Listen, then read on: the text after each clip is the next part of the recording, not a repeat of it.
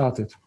When we talk about, let's say, organic expansion, starting, let's say, our own business in other countries, the first country that we set up a subsidiary was Romania, because of proximity and because it's a market that is, let's say, bigger than us, so a lot of opportunity for us to do business, but yet close, so the risk was small.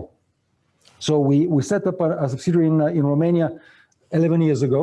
Today we have also subsidiaries in Greece for similar reasons, in Spain, because Spain is a vast market for our business.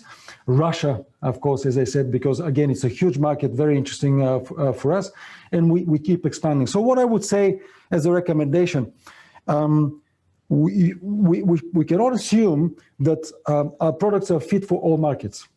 For sure, we need to study the markets and study consumer habits before we start to target those markets. And customize. So, yeah, exactly. So product readiness is of key importance to TESY before we start targeting a market. We tried. But you focused maybe on specific product. Exactly. Not with all the portfolio, of course. No, in fact, we start with something. Exactly. We have products that are door openers. The electric water heater being, let's say, the more universal product in Europe, normally is a door opener and, let's say, the platform for us to build on and add categories. So we're not trying to shoot, with all the guns that we have. Yeah. We're trying to see, okay, which is the product category where we are best fit, let's say, given the market specifics. What are the consumer habits? Because people may think, okay, well, water heaters, they seem all the same.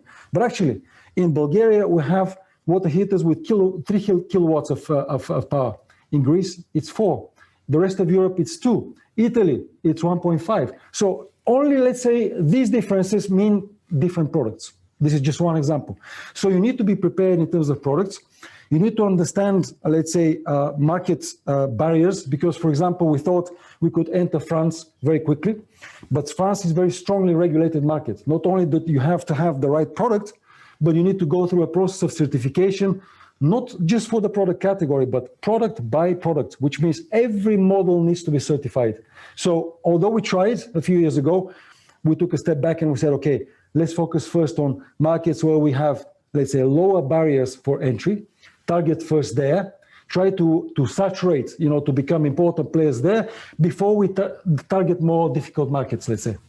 It was, let's say, a fail for you, or no? Just one step back, as you said. Yes. Do you have some kind of fail? You can say, because, in businesses, you always teach and become better when you have some kind of fail and you analyze and you return back to the game. To me, it's, again, as we discussed success, how do we define success and how do we define failure? To me, making a mistake does not necessarily mean that you are a failure. Of course. You will become a failure if you don't learn from your mistakes and you keep repeating your mistakes to your ultimate failure, let's say. So France, to me, was not a failure. It was something that we did prematurely, let's say, not having the complete information, not being completely ready. We underestimated the barriers to entry. So it was like a dance. We made a step or maybe 2 steps forward and we needed to make a step back.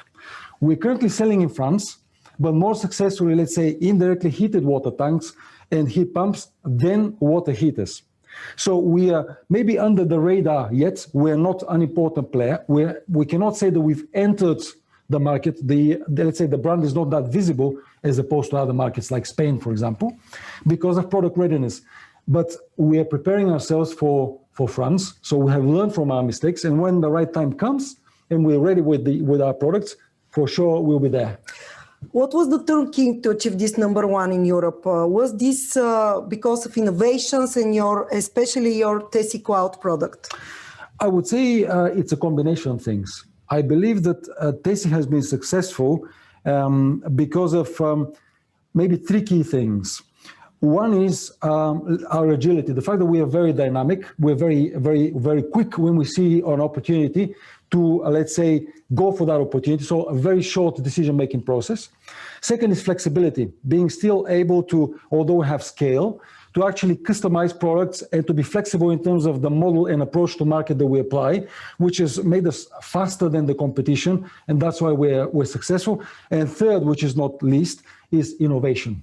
We're leaders, as you mentioned in cloud, we were the first ones to launch, and this should be something that Bulgarians should be proud of, that we gave something to Europe. We were the first ones to launch an electric power panel convector for space heating with internet control in Europe back in 2015.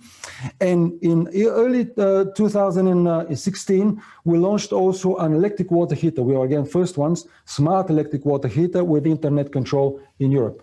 So innovation is very much in the DNA of TESY, which again is an important factor if you are to be successful. Do we have a preview of the product? Yeah, I can show you just so that people see what they like. So on the left hand side. It's great. You can see it's really fancy. You can see inside what it is. Well, actually, these ones on the right hand side, they're more professional. They're with glass ceramic coating. Yeah, because they need to be hygienic for potable water. So we have a glass ceramic coating. But on the left hand side, you see more the plug and play products. These electric water heaters. Here we've shown the double tank. This is Belly Slimo, a product which is slim and beautiful. That's where the name comes from, with internet control. Next to it, you have electric panel convectors, indirectly heated water tanks, and heat pumps on the right hand side. Talking about innovations, and that's what help you.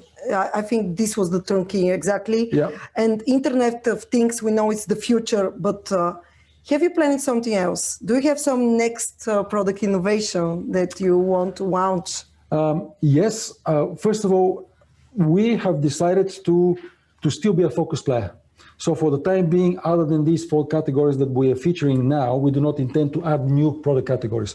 But within them, for sure, talking about IoT, even this morning we had a meeting to talk about the fact that in terms of the controlling units, software and hardware, TESY needs to be the one to develop and own, let's say, the algorithm, not only, but the software and also the hardware of these products. So this is very much on the mainstream agenda, being able to control remotely and through the internet all of our appliances. In terms of new products, for sure we're developing in all categories, and what I would say, something that people should expect next year is a wall hang heat pump water heater, because this is the future. In electric water heaters, you cannot be, let's say, more energy efficient unless you have a heat pump module as part of the appliance. Thank you very much, Emmanuel, for this really interesting presentation and everything that you said. And now it's time. Thank you for the invitation, Elena. Yes, it's been a pleasure. And I hope that we work together again in person, not virtually. Yes. Now it's time to see video for our next speaker.